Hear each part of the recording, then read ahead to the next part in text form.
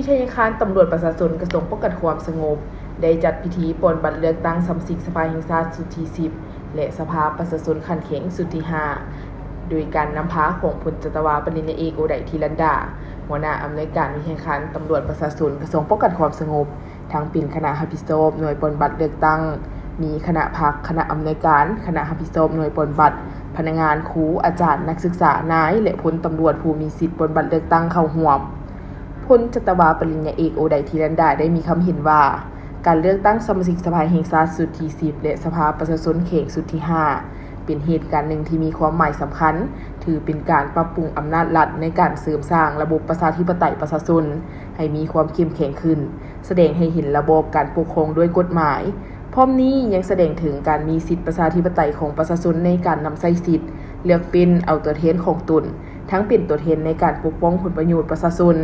การปฏิบัติของหน่วยเลือกตั้งจุดที่14วิทยาคารตำรวจประชาชนเมนดำเนินไปด้วยบรรยากาศที่ฟุดฟื้นมวลซืนมีความเป็นระเบียบเรียบร้อยและมีความสงบปลอดภัยต่างหน้าให้อนุกรรมการรับผิดชอบหน่วยปฏิบัติที่14วิทยาคารตำรวจประชาชนขออนุญาตให้ทัศนะต่อการเลือกตั้งสมาชิกสภาแห่งชาติสุดที่10และสภาประชาชนขันแขวงสุดที่5อยู่หน่วยเลือกตั้งที่14ของพวกข้าพเจ้าถือว่าการเลือกตั้งสมาชิกสภาแห่งชาติสุดที่10และสมาชิกสภาประชาชนแขวงสุดที่5ครั้งนี้สุดที่มีความหมายความสำคัญเป็นอย่างยิ่งซึ่งเป็นเหตุการณ์การเมืองประวัติศาสตร์ของชาติลาวและเป็นการใช้สิทธิประชาธิปไตยของประชาชนบรรดาเผ่าอย่างเต็มส่วนตามรัฐธรรมนูญที่กำหนดไว้สำหรับการ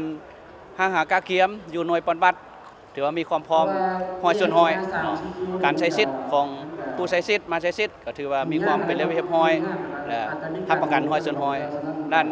การรักษาความสงบก็ถือว่ารับประกันห้อยส่วนห้อยตัวนี้และ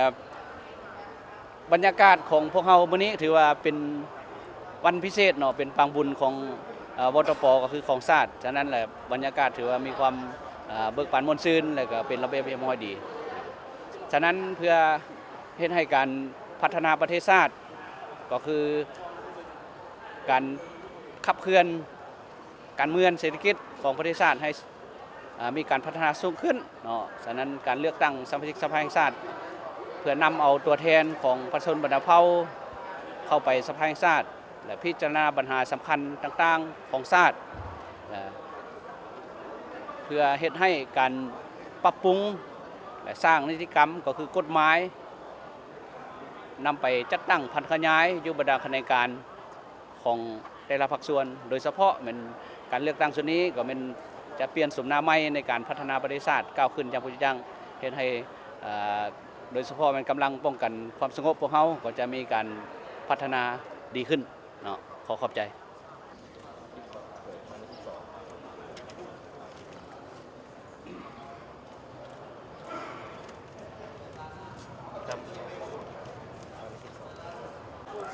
สวัสดีทุกคนมื้อนี้การในท่ามกลางบรรยากาศเนาะเบิ่งเลยว่าบรรยากาศของเฮาก็คือคึกคืนแห่งกับการปอนบัตรเนาะก็คือว่ารู้สึกแบบเป็นเกียรติและก็ภาคภูมิใจในอีกครั้งหนึ่งที่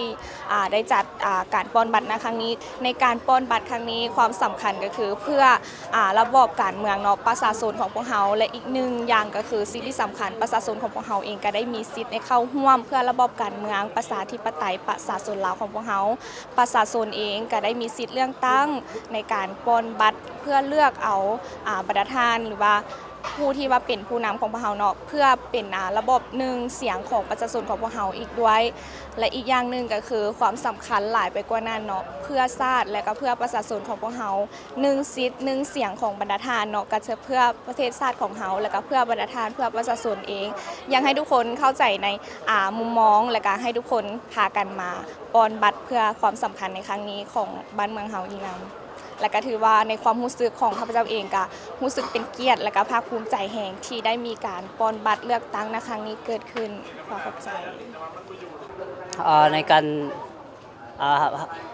ปฏิบัติสิทธิเลือกตั้งสมาชิกสภาครั้งที่10และสมาชิกสภาประชาชนครั้งที่5น้องจะเป็น10และพันธะของพลเมืองเรามาทุกคน เ พื่อคัดเลือกเอาบุคคลผู้ที่มีความรู้ความสามารถในการตัดสินปัญหาสำคัญของชาติและปัญหาของท้องถิ่นแล้วก็มื้อนี้มีน้องรู้สึกดีใจหลายที่ได้เป็นส่วนได้เป็นส่วนหนึ่งของการจัดตั้งปฏิบัติเลือกตั้งสมาชิกสภาในครั้งนี้แล้วก็บรรยากาศมื้อนี้รู้สึกว่าฟื้นแล้วก็ดีหลายแล้วก็มีความเป็นระเบียบเรียบร้อยพร้อมกันนั้นในการจัดตั้งพิธีปฏิบัติป้อนบัตรนี้ยังมีความสะดวกสบายมีความเป็นระเบียบเรียบร้อยแล้วก็ในการแนะนำแต่ละขั้นตอนสะดวกแล้วก็ง่ายดายแล้วขอขอบใจ